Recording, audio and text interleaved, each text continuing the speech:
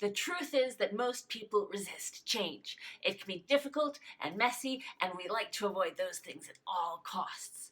But what if avoiding change is keeping your company from growing and from accomplishing your business goals, and actually creating a lot of tension?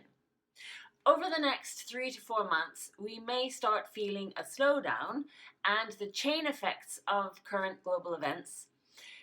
Now, you know that your company needs to be proactive in building a sales pipeline. You likely have a clear business strategy and a solid structure in place, and yet you still feel that your division or your company is not reaching its full potential in marketing and sales. Now, perhaps you're frustrated that some of your great plans aren't being put into practice, or at least not quickly enough. So what you're really needing is to see is more ownership, less excuses, and more things done. Now, if you currently have leads and sales coming in, it can sometimes be incredibly difficult to get your staff to change their behavior or their attitudes and to start being proactive. But you know that much energy is wasted on internal tough games, blame games, excuses, and you know that how you use your talent and resources could be improved. Essentially, you have two options. One, continue as usual, maybe start some campaigns and hope that people's behavior will change on its own. After all, because change is difficult, right? Or number two, actively facilitate change. Now, if you choose option two, how do you do this? Change can be incredibly challenging, but what does that mean for the effectiveness of new marketing initiatives?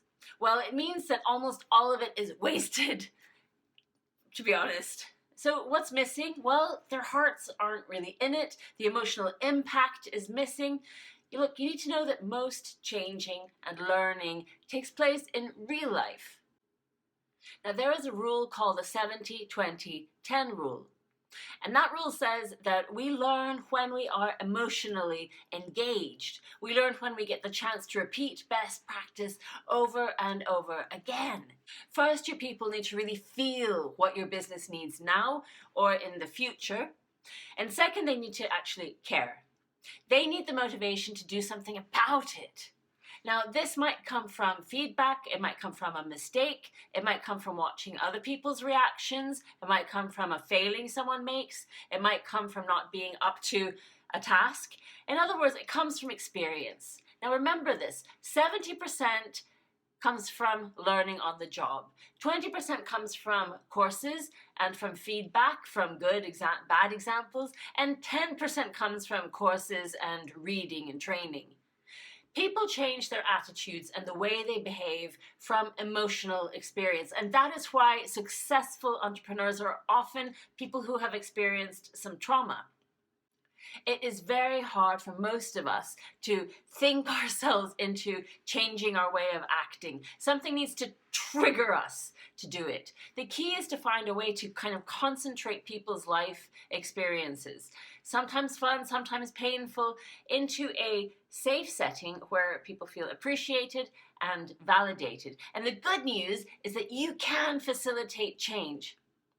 And here's how to start. Step one, the first step is to have a clear focus what marketing and sales attitudes and skills you want to be better as a company, as a group, and on the individual level. And you need to get people to own this.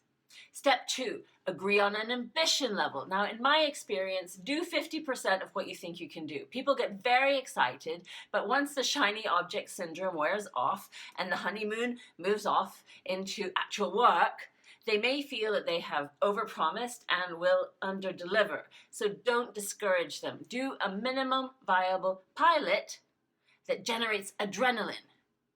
Step three, agree on following a best practice process. A tiny investment that will give a quick win for them, like a few days worth up to say 90 days. Step four, get started. You must start immediately or start inertia will set in. Start inertia is enemy number one. Step five, you need to make people feel safe. You need to draw on their personal strengths. What are they good at? Focus on their good intentions. Do they mean well, even if they haven't been acting on it? Step 6, make sure they understand the costs and the consequences of keeping on doing things the way they are. Now, be honest, if nothing bad will happen, and if you are content with the way things are, you wouldn't bother doing anything really different either. So why should they? And step 7, do a tiny pilot during which you monitor your own and others' behavior and attitudes. And step 8, and then measure the results and outcomes of that. Finish the pilot, review, and celebrate wins. And final step 9, repeat. Repeat these steps over and over again, adding one tiny different thing each time. Do not let momentum get lost. It's far easier to tweak and shift than to leap. This is like getting children to brush their teeth or eating more greens. So celebrate your wins, embrace that this will take time.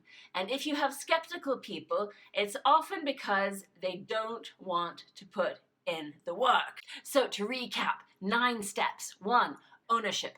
2, agree on ambition level. 3, agree to follow a proven process that will give quick wins for them.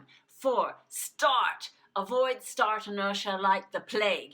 5, make people feel safe. 6, ensure everyone understands and feels the costs and consequences. And 7, do a pilot.